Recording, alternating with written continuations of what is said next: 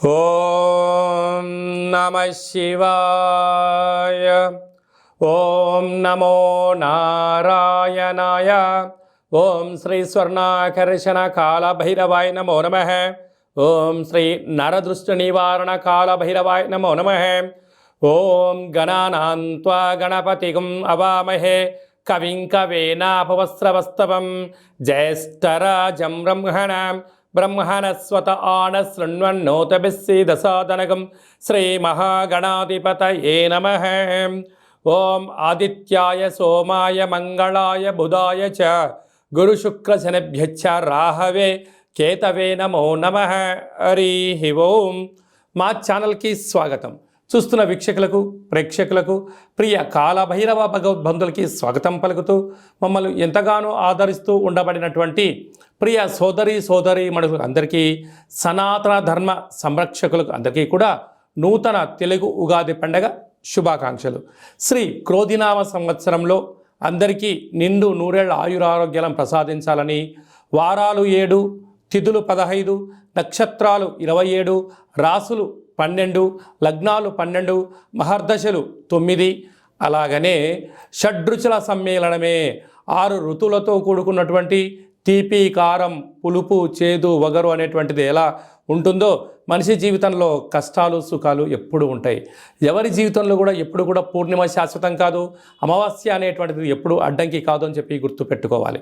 కనుక ఈ 360 రోజులు ఈ క్రోధినామ సంవత్సరంలో 30 సంవత్సరాల తర్వాత శని భగవానుడు తన సొంత గృహంలో ఉండగా వచ్చినటువంటి క్రోధినామ సంవత్సరం కావడం వలన అందరికీ నిండు నూరేళ్ల ఆయురారోగ్యాలని, విద్య, ఉద్యోగ, వ్యాపార, రాజకీయ, సేవారంగ కార్యక్రమంలో అన్నింటా విజయం సాధించాలని కోరుకుంటూ ఈ సంవత్సరంలో అందరికీ తెలుగు ఉగాది పండుగ శుభాకాంక్షలు. ద్వాదశ రాశిలో గ్రహ గమనాన్ని ఒకసారి వీక్షింపచేద్దాం.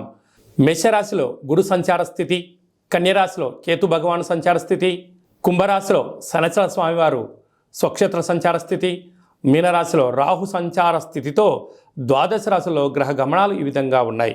అలాగనే మనకు 26/4/2024 సంవత్సరంలో అనగా ఈ తెలుగు ఉగాది పండగ తదనంతరమే గురువు మేషరాశిలో నుంచి వృషభ రాశిలోకి నర్మదా నది పుష్కర సందర్భంగా గృహ మార్పు ఉందని చెప్పి గమనించాలి. ఈ క్రోధినామ సంవత్సరానికి అధిపతి రాజు అంగారకుడు.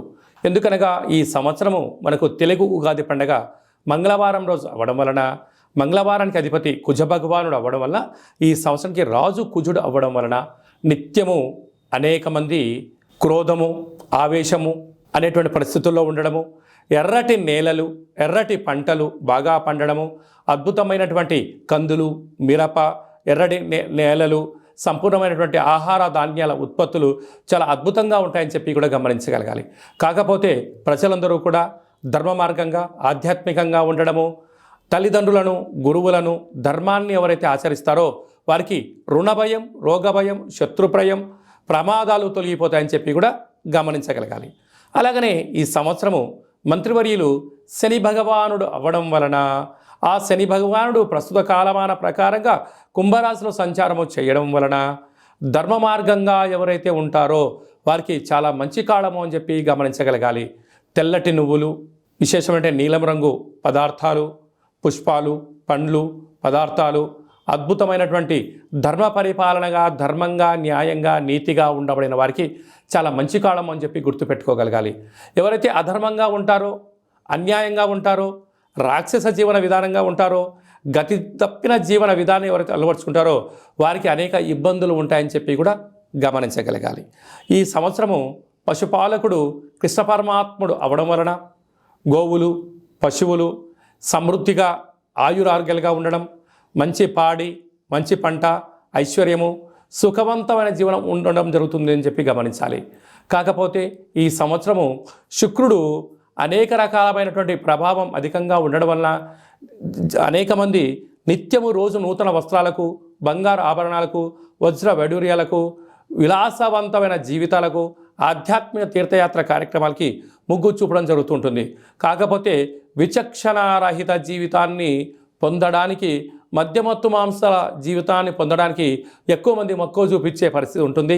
కనుక దయచేసి అలా వెళ్లకుండా ఆధ్యాత్మికమైన చింతనతో మీరు ఉండగలిగితే ఈ సంవత్సరము అందరికీ పట్టిందల్లా బంగారం అయ్యేటువంటి యోగ్యత కనపడుతుందని చెప్పి గమనించాలి.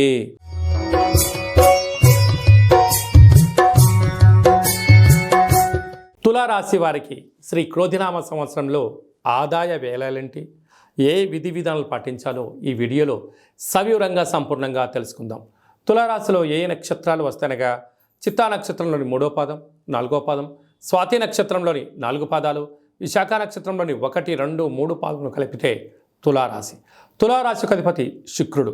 ఈ శుక్ర భగవానుడు ఈ సంవత్సరము సేనాధిపతి, అర్ఘ్యాధిపతి, మేఘాధిపతి అవ్వడం వలన వీరికి సస్యశ్యామలమైన జీవన విధానం, జీవితం పైన ఒక ప్రణాళిక, విజయానికి ఎలా ప్రగతి 10 మెట్లు అన్నట్టుగా వీరు చక్కబెట్టుకోవడంలో అద్భుతమైనటువంటి జీవన శైలి వీరు సొంతం కాబోతుందని చెప్పి గమనించాలి. కాకపోతే వీరి యొక్క ఆదాయం 2, వ్యయం 8. అధికంగా ఖర్చు పెట్టేటువంటి రాశులలో తులారాశి కూడా ఒకటని చెప్పి గమనించాలి. అంటే ఆదాయం ₹2 ఉంటే ₹8 ఖర్చు పెట్టబోతున్నారు అంటే ₹6 అదనంగా సంపాదించడానికి సమయాన్ని ఏర్పాటు చేసుకోవాలి.